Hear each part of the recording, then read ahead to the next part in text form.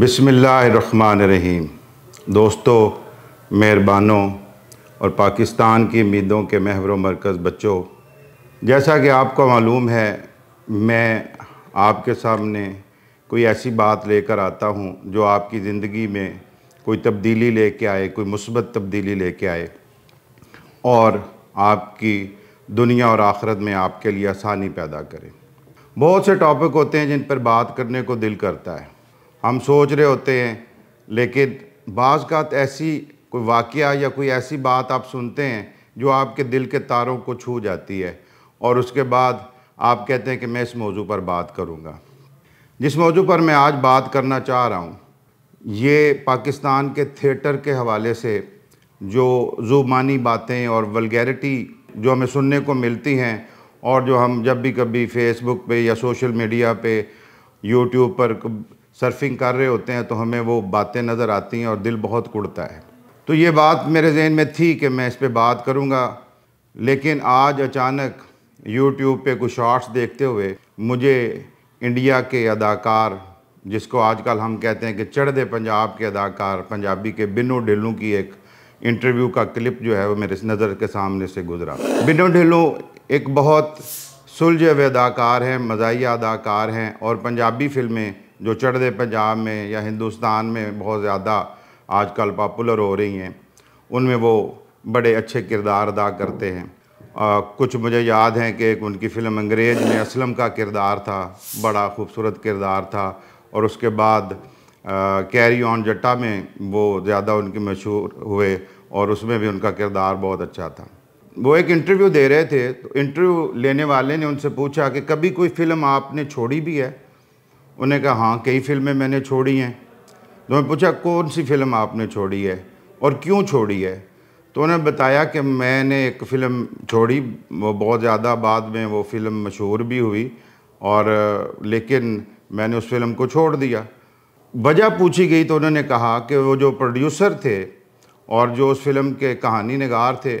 वो कुछ ऐसे शब्द मेरे मुंह से निकलवाना चाह रहे थे, यानी अल्फाज निकलवाना चाह रहे थे, वो अपनी हिंदी बोली बोल रहे थे,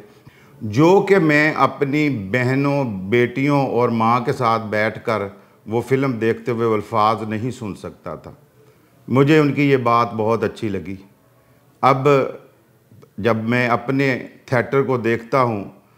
लाहौर का थिएटर्स भी इसी तरीके से तबाह हुआ, उसके बाद आजकल गुजरांवाला और फैसलाबाद के कुछ अदाकार हैं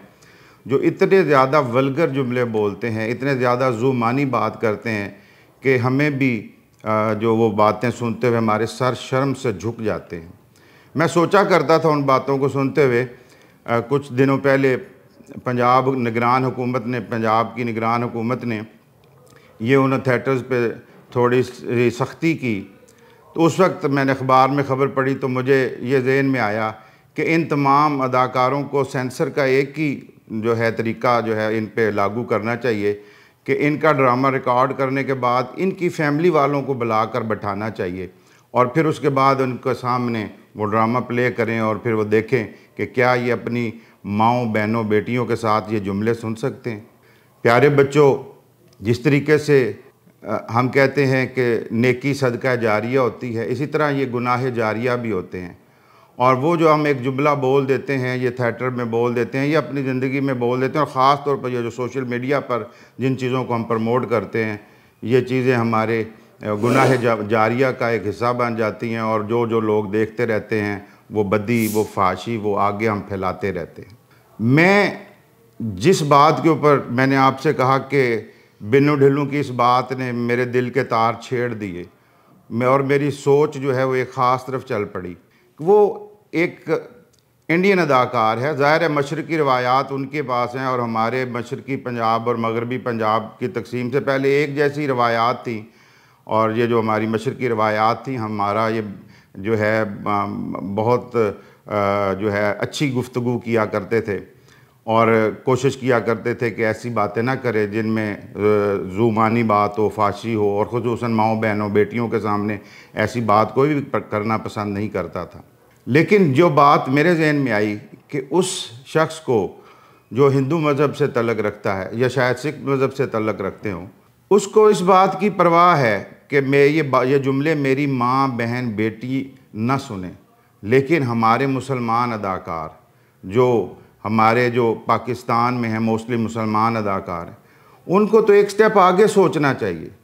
कि ये बातें मेरी हमारे बच्चे ना सुने, हमारी माएँ बहनें बेटियाँ ना सुने, लेकिन क्या वो ये सोचते हैं कि इन्हीं बातों को क़यामत वाले दिन हमने अपने रब ताला के सामने भी इस बात का जवाबदेह होना है। हम नबी पाक सल्लल्लाहु अलैहि वसल्लम से, जिन्होंने अच्छी बात को सदका जारिया कहा है, उनके सामने भी पेश होना है और उनसे शफाअत का तलबगार होना है, तो क्या हम उस वक्त उनके सामने शर्मिंदा नहीं होंगे?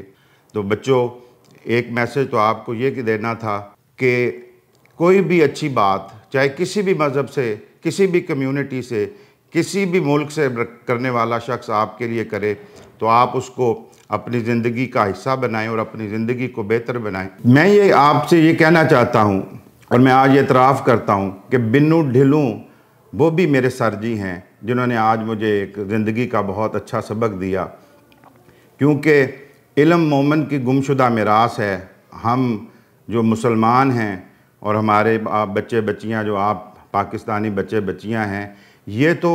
गुमशुदा मिरास प्रॉपर्टी को कहते हैं। आप देखें कि लोग अपनी प्रॉपर्टी के लिए लड़ाइयाँ लड़ते हैं, जानें कुर्बान कर देते हैं। तो हमें अपने इल्म के लिए इसी तरह की मोहब्बत करनी चाहिए और इसी किस्म की तगोदो करनी चाहिए, और जहाँ से अच्छी बात आपको मिले उसको अपनी ज़िंदगी का हिस्सा बनाएं और अपनी ज़िंदगी को बेहतर बनाएं, ताकि आपकी ये ज़िंदगी भी एक खूबसूरत ज़िंदगी हो और आखिरत की ज़िंदगी में भी आप सुरखरू हों और कामयाब हों। अगर आपको ये बात अच्छी लगी है तो आप इस बात को सोशल मीडिया पर ज़रूर शेयर कीजिएगा, लाइक भी कीजिएगा और हमारे चैनल को सब्सक्राइब भी कीजिएगा। अल्लाह ताला आपको रहमतों, बरकतों, वसअतों से नवाजे और मुल्क पाकिस्तान में ये नारा हमेशा गूंजता रहे, सदा सलामत पाकिस्तान, ता क़यामत पाकिस्तान, पाकिस्तान जिंदाबाद।